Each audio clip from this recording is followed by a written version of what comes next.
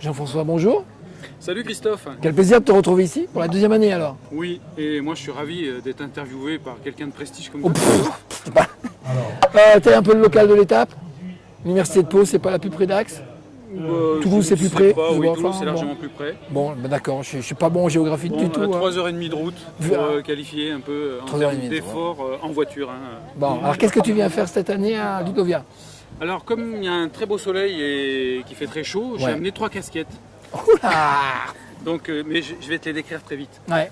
Donc la première, c'est une casquette de l'Association nationale des acteurs de l'école, ANAE. Ouais. Demain, elle fera d'ailleurs, j'en profite pour faire un petit teaser, un apéro à 19h, donc venez-y, venez découvrir Il est où l'apéro? tous les leviers qu'elle manipule et sur lesquels elle permet d'agir. Donc c'est une belle association sur l'évolution du système scolaire. Et il sera où l'apéro? On le dira sur Twitter. D'accord. Je ne sais pas exactement où, l'année dernière c'était au bar du coin ici. Là. D'accord. La deuxième casquette, donc, c'est une 19 casquette d'animation d'un Explore Camp, donc un atelier côté pédagogique du Ludovia, où j'aborderai donc les outils indispensables aux pédagogues 2.0, notamment dans une approche biode. Donc voilà, les outils indispensables. Ça va être vraiment un atelier basé sur la pratique. D'accord. J'incite les gens à venir équiper. Création de contenu, création de vidéos, montage vidéo, des choses comme ça? Oui, par exemple. Et puis bon, utilisation de tous les outils classiques de quiz, etc., de traitement de l'information, de collaboration en ligne. Bien. Et puis la troisième casquette, donc c'est une participation au colloque scientifique. Et oui, parce que il y a la partie retour pratique et le colloque scientifique. Il est où d'ailleurs cette année? Là-bas, là-haut.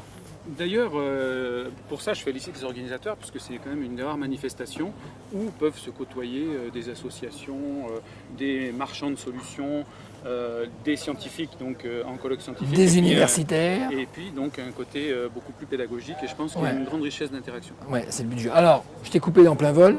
C'est quoi ta présentation? Alors, au colloque scientifique, en fait, je vais parler d'interaction numérique formelle et informelle, c'est-à-dire celle que l'on génère dans le système scolaire.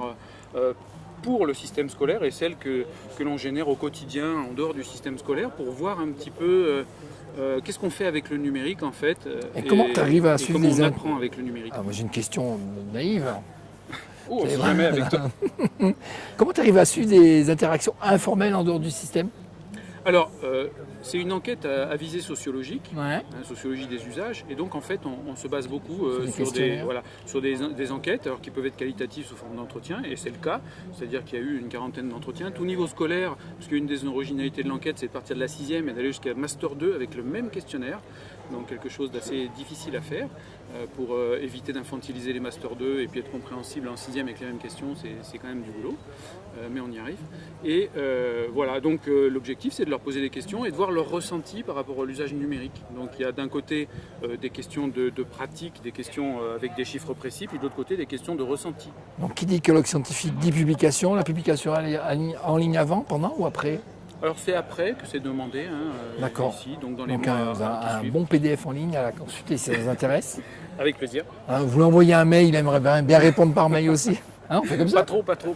Non, mais par contre, on va médiatiser. On va faire en sorte justement d'appliquer le thème du colloque, qui est le partage, échange, collaboration, contribution. Donc tout ça par les outils numériques, c'est fortement amplifié. Et on va partager tout ça de toute façon, puisqu'on retrouve, pour ceux que ça intéresse, déjà les communications de l'année dernière sur le site. Alors comment ça s'appelle déjà? C'est l'association c'est Culture Numérique. Voilà. Culturenumérique.com, ça doit être le site de l'association qui gère le colloque scientifique. Et là, Michel Lavigne en dirait plus que moi à ce sujet. Alors moi, je vais prendre ma casquette d'universitaire. Qu'est-ce que ça apporte à un universitaire de venir publier à Ludovia ou présenter ses travaux à Ludovia? Alors, dans les faits, c'est comme pour tout colloque, puisque le colloque scientifique en lui-même est un colloque comme un autre, c'est-à-dire l'objectif du chercheur, c'est de faire des recherches, de trouver si possible des résultats, et puis ces résultats de les faire connaître pour les confronter à d'autres résultats. Et dans ce partage, cet échange, je reprends le thème du colloque, de résultats, on s'enrichit et on pousse nos propres résultats beaucoup plus loin, et puis on les fait connaître à la planète pour ceux qui veulent les connaître. Donc c'est ça l'objectif. Et ben voilà. Partage, échange, collaboration, contribution. Bon, moi j'ai noté, il y a ça, et demain 19h. Demain 19h, apéro de l'ANAE, ne le manquez pas. Voilà, c'est noté. Merci, à la prochaine. Avec plaisir Christophe. Ciao. Au revoir.